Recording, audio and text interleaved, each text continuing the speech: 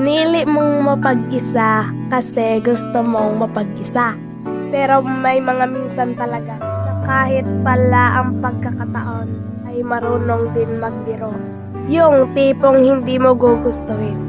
Sa dinami-dami ng pwede mong makita, sila pang dalawa ang bubulaga sa paningin mo. Oh no!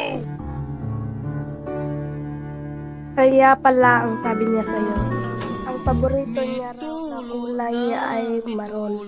Yun pala, maroon na siyang iba. Anong gagawin mo kapag ganitong tanawin ang nasilayan mo? Pipikit ka na lang ba? O pipiliin mong magpakalayo-layo? O baka naman iiyak ka? Napaka-unfair talaga ng mundo, no? Siya may kalambingan, tapos ikaw wala.